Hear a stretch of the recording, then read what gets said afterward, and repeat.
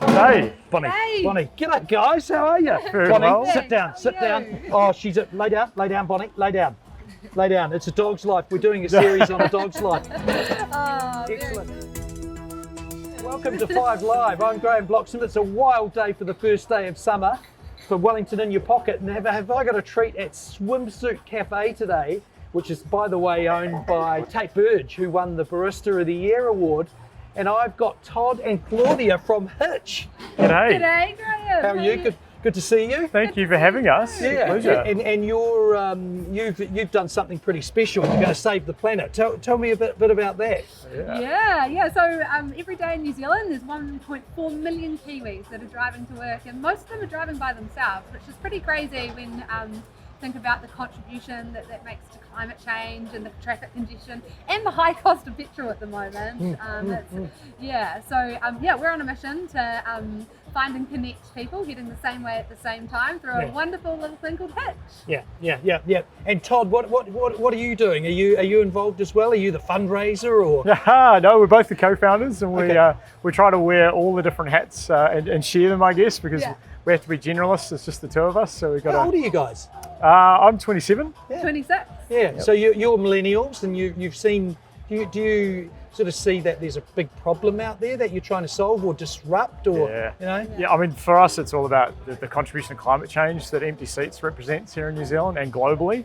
The climate crisis is one of the biggest challenges that we're facing as a humanity. So, we're passionate about doing our bit and trying to make a difference. But do you really care? Aren't you just trying to make some money? No, absolutely we care. Yeah, that was the kind of founding principle of this company, and reducing cars on the road is really, the forefront of what we're trying to achieve. Yeah. So it's an expensive business, this tech stuff, but Wellington's been really good at. Tate. Tate, hello. How are you? Yeah, going well. Oh, look, what an amazing situation that Tate Burge. This is Claudia and Todd. And Hey, Tate how you doing? has popped along. So it's popping a bit anyway. Yeah, we do.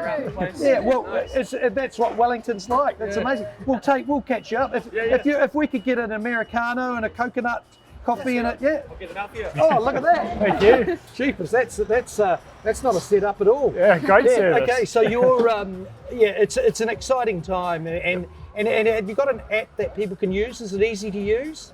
Super easy to use. That's been one of our sort of guiding principles that we've wanted to carry through right the way through, and even when we're in our minimum viable product state. So we've got a website at the moment, so people can go on, they fill in a little form, tell us a little bit about where they're heading, what time they're going, and then they'll receive a text from us at 7:30 the evening before they're travelling, telling them where to meet, what time, who they've been connected with, and we also give them a little bit of information what workplace that person is from, just to sort of decrease that perceived risk around safety. Excellent. So safety. Take us through that. I've signed up to Hitch, and I'm going to get a ride in from the mighty High Tai Tai. And sounds good. I worried that if my daughter was going to get in there, that she may get in with someone that might want to take her out on a date.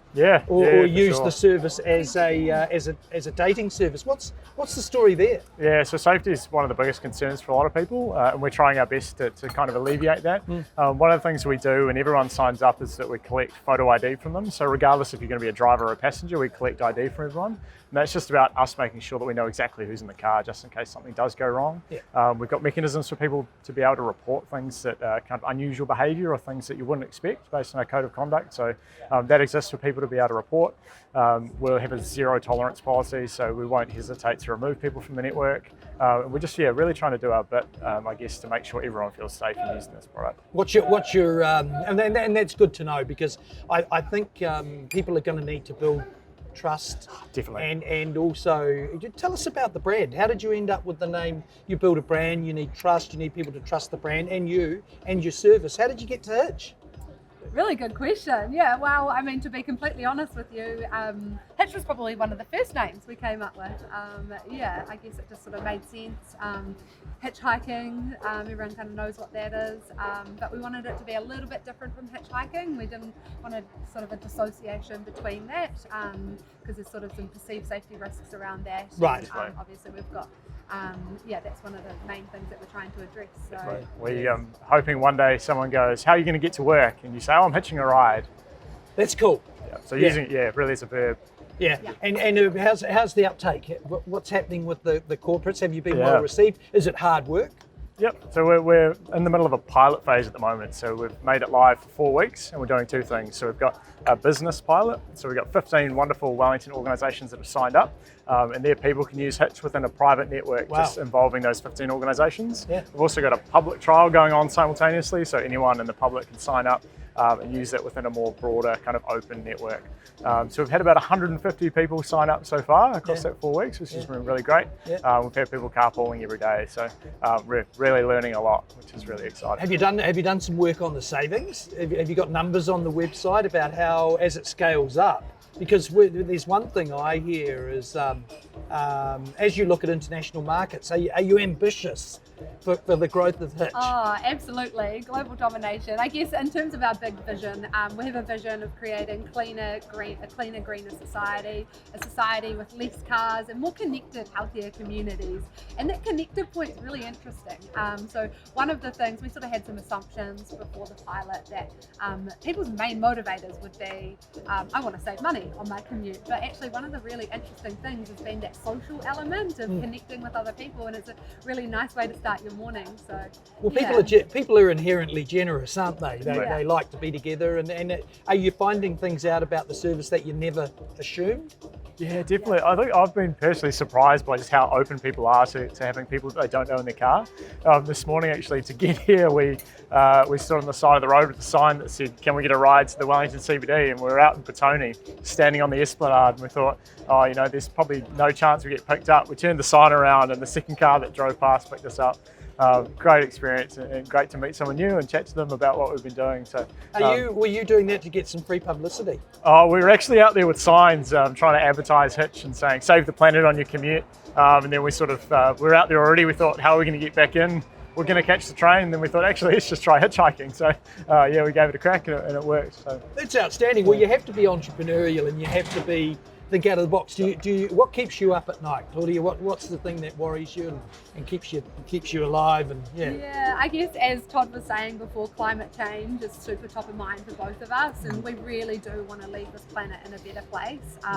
It can be a little bit depressing when you kind of think about climate change and read all the stuff in the media, but yeah, I guess it's really easy to get up in the morning when you're knowing that you're making a change and trying to get cars off the road and leave this planet in a better place. So you do worry. You sit there thinking about that we are in trouble as a planet. Yeah. Don't you just want to jump on a spaceship and bugger off to Mars and leave it behind, or you really think you can do it? Absolutely, yeah. I mean, yeah, we've got to just get together. We've got huge targets to achieve. So, for example, I think the Climate Change Commission is signalling that the transport sector has to reduce their emissions by 41% in the next 14 years. So that's a huge feat. And so, yeah, we've just all got to get on board and do something about it. And so, yeah. What about investment? Wellington's a bit of a hotbed of people that have made a lot of money out of the likes of Accounting Package Zero. And there we go, we've got a little friend there. Cheeky. On the blueberry muffin. I don't normally share, but I suppose I'll let the little bird have a go. Fair enough. If someone wanted to invest in Hitch, are you looking for investors? Yeah, we've just closed our first sort of pre-seed round of investment from some private investors, which has been really great, and that's sort of given us the means to be able to continue through about April next year and get through this kind of pilot phase. Post that, we'll be looking for further investment to kind of take Hitch to the next level. And what year next year you'll be looking for more capital. Yep. And what year will you have 1 million people using the service? Oh, it's got to be next year. Yeah, I think we've got to be ambitious, and maybe not next year, but yeah, that's definitely where we're. Why not next year?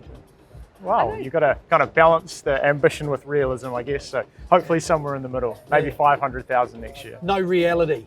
Yeah, Anything's possible. True. It's quite interesting. So New Zealand's uber car dependent nation, where the number of single occupancy vehicles and the way, I mean, the car culture is so deeply embedded in the way that we live, and so this is actually fundamentally a behavioural change issue that we're trying to address, and so it's always going to kind of take a little bit of time to get that early adoption, and then aim for exponential growth. That's awesome. Well, let's see whether New Zealand is going to adopt Hitch. I certainly have had a look at it, and I wonder whether the passion from these two is going to drive through with Kiwis. It's awesome. Thank you very much for catching up with us today, and well done on the hitching the ride into town. Yeah, cheers. Thank you very much. Thanks for having us. Awesome. That was Graham Bloxham for 5 Live, Wellington in Your Pocket. Well, let me tell you about Wellington in Your Pocket is about creating experiences for family or a couple, and I'm going to put these two on the spot. So tell me, Todd, what would your experience be?